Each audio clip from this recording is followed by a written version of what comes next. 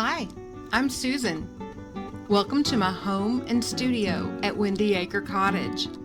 It's a 100-year-old craftsman cottage where I love to paint and garden and entertain and care for all my wonderful fur babies, both those that are adopted and all the little fosters. It's also my home base for many fun adventures of the art, history, and gardening kind. Welcome all you artists who have some wanderlust in your soul. This week we're going to take a sneak peek into my watercolor travel journaling bag to see what supplies that I like to use and also give you a little inspiration. So sit back and let's go. This week we're looking at watercolor, but we're going into watercolor journaling. And even though this is my favorite project to work on, it's the hardest to teach. And the reason why is watercolor journaling is something you do for yourself.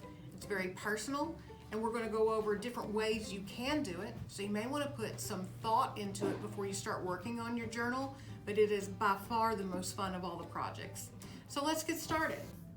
I want to show you first of all my watercolor bag. And so I have this beautiful bag, and we're going to open it up and see what goes inside.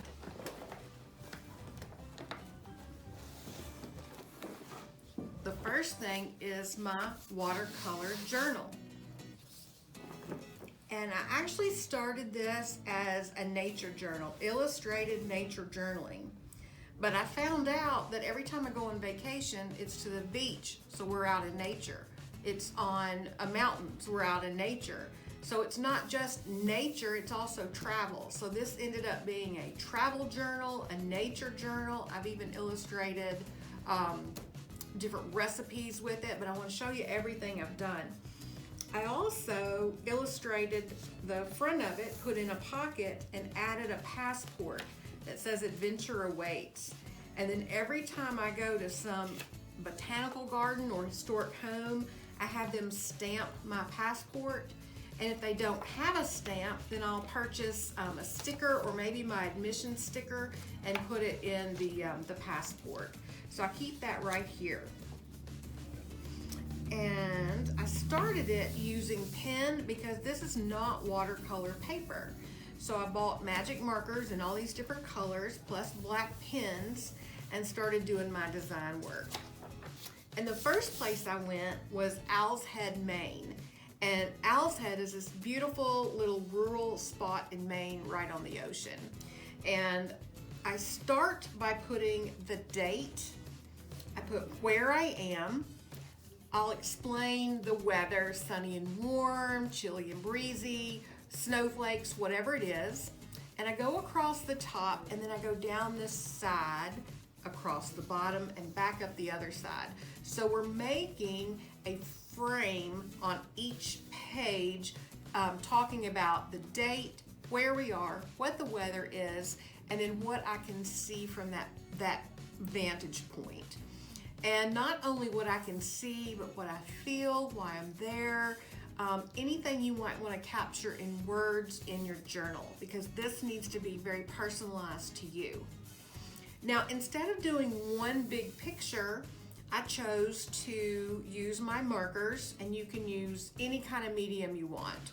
Colored pencils, oil paint, acrylic paint, wash, watercolor, pens and ink. Anything you want to use, whatever you like to use. And at this point I was using the markers, and I did the Owl's Head Lighthouse and some harbor seals and a crab and a loon and some shells. And then I wrote little things by each one, maybe a quote that evoked from my memory when I saw this scene.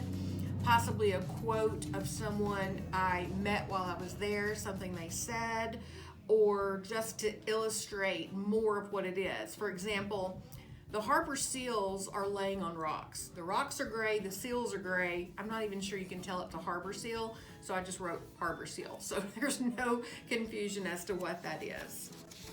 And then this is one of my favorites. We stayed in the Owl's Head post office. It's an Airbnb. And the post office is right here, But the rest of the building is an old barn that was on an island off the coast of Maine that was brought to the mainland and turned into a 3-story Airbnb. And so I illustrated that. And then going to Acadia National Park one day, we stopped at a roadside lobster stand. And this is an illustrated part of my lunch, actually. And I know this seems really, really silly, but I took a picture of it and put it on Facebook, and 2 years later, the owner of the Airbnb somehow came across it. He was Googling Owl's Head Post Office to see if people had any photos or any reviews, and he saw the painting I had done. And he offered to buy the entire journal from me. He said I encapsulated everything he and his wife love about Owl's Head. And although this is personal and I would never sell it, I did scan this and email it to him and gave him permission to have it printed. So if you stay at the Owl's Head Post Office, it's quite possible you're going to see a framed print of this page of my journal. So it's amazing how these little silly illustrations can really mean something to you and mean something to someone else. This was in Acadia National Park. Out in my garden. This was just from the front porch swing. There were bees and flowers and frogs and ladybugs and butterflies and on and on and on. Azaleas and bees and inchworms. And notice I only did this on one side because the marker that I was using was coming through the paper, so I never did anything on this side. It was always on the right-hand side of the page. And this was my peonies. This was in Lantern Village and Carabel, Florida. And where I said I usually do little vignettes all over the page, that day I was just inspired to do one scene. I was sitting at a picnic table in front of the Carabel library, and the water and the docks were right across the road, and just painted this beautiful scene of a boat that was there, and just wrote what I was doing and why, and it's so nice to go back and relive these trips through the pictures and through the words. It's amazing what you forget when you travel, but when you take the time to paint it, take the time to talk about it, just those few words, that little picture just takes you right back into that moment. It's one of the reasons why I really love watercolor journaling.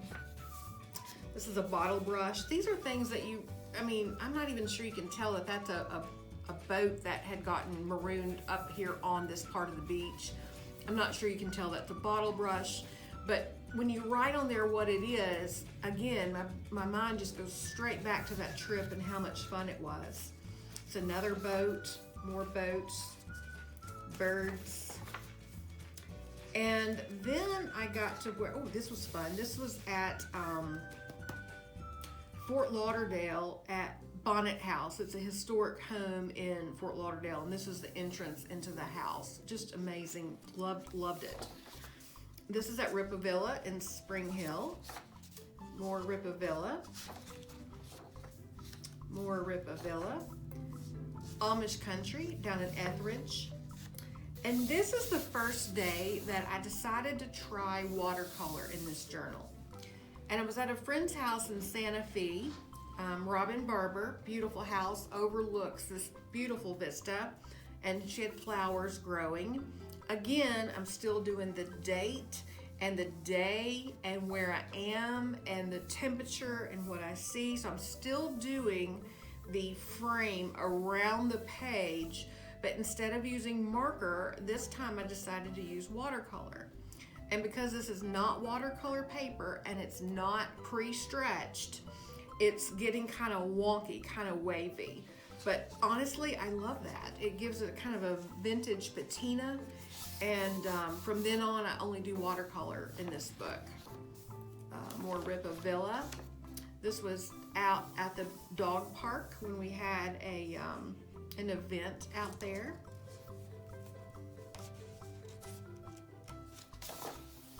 And then this is a recipe, and I know that seems really silly, but I just thought it was beautiful. This is a little child's Little Chef stove that's in my kitchen. and some gingham that I had, a gingham runner, and just decided to write my recipe for fried green tomatoes here. And I love the way that turned out. In fact, I may even photograph this, have it put in prints, and frame it for my kitchen. This is one I did of a peach pie recipe. And I think that, no, there's more. This was at a friend's lake house at Rock Island. Oh, this is fun. This is when I started doing Adventure Awaits travel classes. So it's a one-day class, and when I hold the class, we meet at a historic home or botanical garden or somewhere where we spend the day together. We tour, we take reference photos, we do lunch together, and then we spend the whole afternoon painting. And that's where I decided to get the passports for Adventure Awaits, and that's the name of the class. And this particular piece in my travel journal, you'll notice I did a double page spread. So we've got the Athenaeum up here. That's one of the houses we went to. This is the Belmead Mansion. We've got a magnolia blossom, the passports, the fountain pens, the watercolor brushes, my watercolor kit. And this was at the Hermitage, and you can tell that I had some time to paint, so I did my own painting. I came home with my reference photos and filled in. I did the writing where I wanted to remember certain things from the day. And then all of a sudden you're gonna notice that these classes were popular, they started getting bigger. So my travel journals don't have quite as many paintings in them anymore because I'm helping students do their own. But this was at the Belmead Mansion, and this is a bee box that's there on the property. Now, I've already put the date, and I put my frame around the double page spread, and I've still got my reference photos, so on a cold, rainy day when there's nothing else I'd want to do, I can pull out my photos, my watercolors, relive that day, and fill in these 2 pages. This was at the Isle of Palms in South Carolina, and I've gotten everything on here and never got to the watercolor painting. So there's no right way or wrong way to do this. This is at Cheekwood Mansion. Again, I've got all my writing around here. I started doing the date in a box. I got some of the painting done, but not all of it. So I still have room to embellish this later when I have time. This was in Murfreesboro at Canonsburg, and I only did 1 page instead of a double page spread, and only had the opportunity to paint this little vignette right up here in the corner. But I do have room for a couple of more here. I believe that's it for that particular one. So this watercolor kit holds this travel journal, a little bowl for me to put my water in. It holds my watercolor pencils. I always take my business card with me because inevitably when you're out somewhere painting, it'll make people curious and they'll come up to you and ask you about it, and that way you can have your card to give to them. This is my tiny little watercolor kit, which I love. It has a ring here so you can hold it. And it's just got a few pans of watercolor in here. And then you can use this to actually mix your color on. So it's really tiny. I love that. It even has the cheat sheet that I made.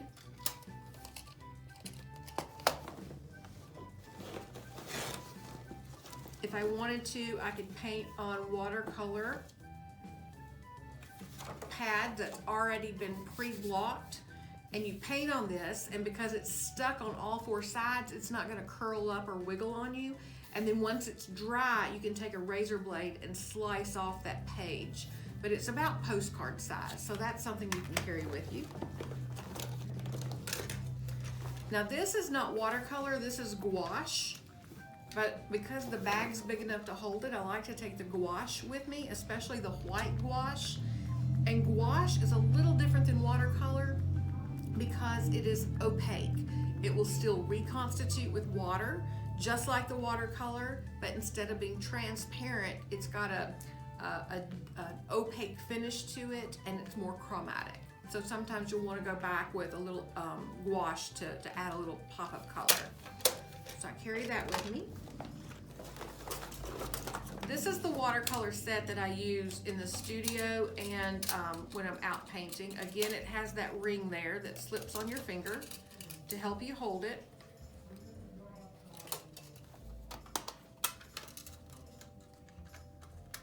And you can see how many different colors come in this set. Now, the sap green is nearly empty, so I can go purchase a sap green and replace that. And it also has magnets in there that help hold the different pans in the set. But I just love this. This is one of my favorites.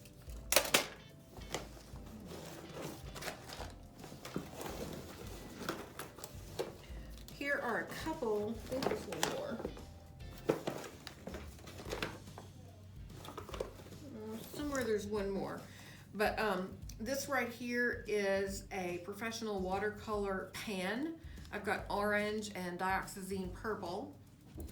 And these, once I take them out of their packaging, can pop into here. So I love that. And then this is the last little thing. Well, not quite the last thing. I've got a white pen, white gel pen, and a black pen that always come in handy. I've got a big tube of gouache in white, which always comes in handy in case you need to fix something that you've messed up. And then this bag is fun because it carries not only my pencils, but also my brushes, pencils, and an array of watercolor pens and more brushes. The pens are lots of fun because if you're traveling, like let's say you're driving all day to go somewhere and someone else is doing the driving, you can do watercolor in the back seat and not have a bowl of water that you're going to spill. This is watercolor that's already got the water in the pen, and you've got all these different colors, and then you can use just a clean, wet brush to move those colors around, and you can do so much with this. I love these. I highly recommend the watercolor pens. So if you're looking to invest in anything, I would do the pans first, and then the watercolor pens. This happens to be my purse. It's very small. It's a crossbody messenger bag. It also is a man's messenger bag. It's all leather. I just love it. And it's got all these different pockets for different things, but the back pocket is especially helpful because it will hold my travel watercolor kit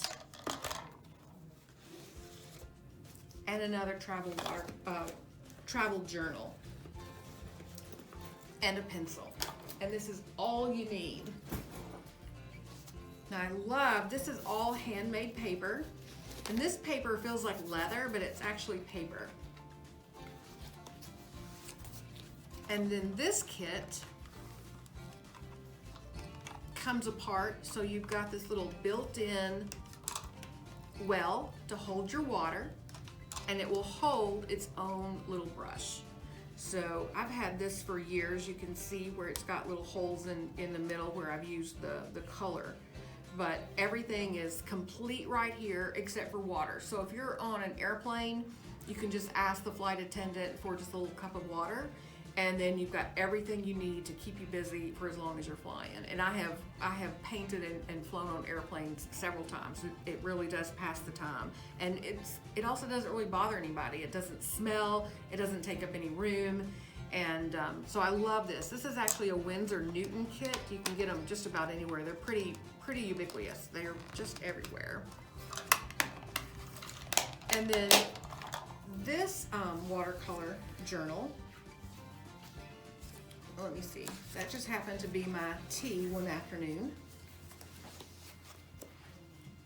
Tulips at Cheekwood, scene from the balcony on the Isle of Palms, another scene from the balcony at the Isle of Palms. Painted some cherries one day. Painted this on a plane going out to the Denver Art Museum of a moose. I love the deckled edge of the paper. I just think that's beautiful. At the Denver Art Museum, this was last January, they were having the largest exhibit of Monet paintings ever assembled. I forget how many there were, 230 paintings, I think. Might have even been more than that. It was just amazing. And they don't let you paint in the museum, but they let you sketch in the museum. So I took a picture of the painting that I was going to study, and then while I was standing in the museum, I went ahead and sketched in the basic shapes. So that is one thing I love. Most museums and botanical gardens, they may not allow paint on the premises, but they will allow you to sketch. So this is another Monet study. Now this is a Picasso study from the Frist Art Museum in Nashville, Tennessee. This is at Carnton in Franklin, Tennessee. This is a Picasso study from the Frist in Nashville. And then this is a study of an Emile Groupe painting that's on exhibit right now at the Cheekwood Museum. And it's an exhibit of the American Impressionists, so it's pretty amazing. So that's this particular set that I use. And can carry that just about anywhere I want to take it.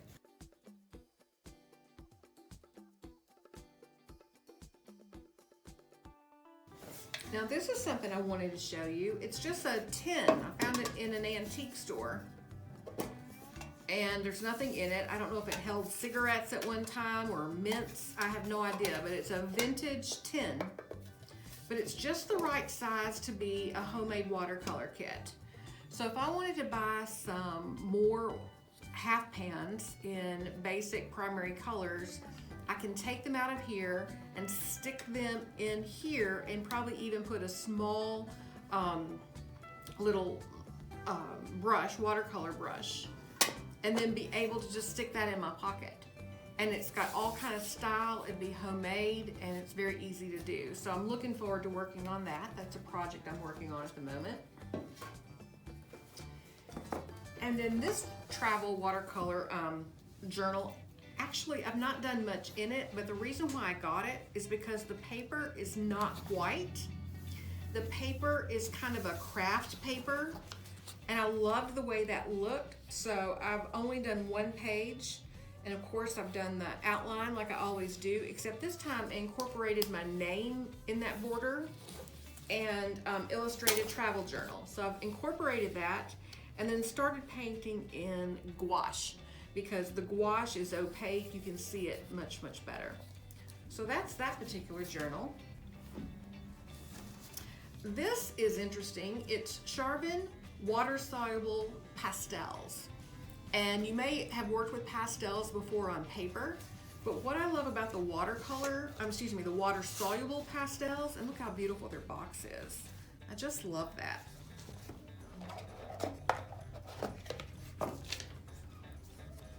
I use these colors as if they're watercolor.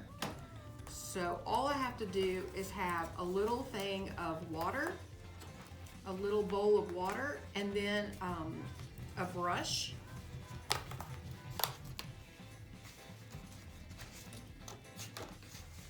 And all I have to do is swipe that wet brush over the pastel, and it turns it into watercolor. And they're the most unique, beautiful colors you can imagine. And I had never heard of water-soluble pastels before, but I use these all the time. They're just too pretty not to use. I don't usually travel with these though. These are the ones I usually do use in the studio.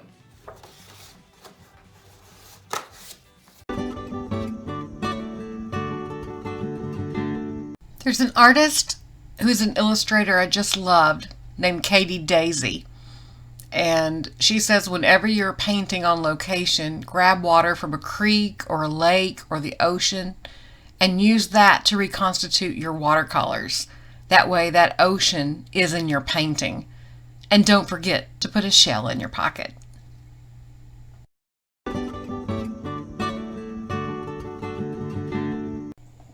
So that concludes just a little overview of what I carry in my watercolor bag and a peek into my travel watercolor journals.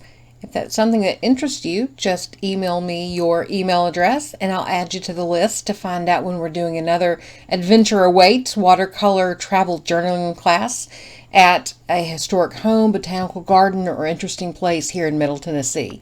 I'd love for you to join us, and I look forward to meeting you. Thanks for joining me today.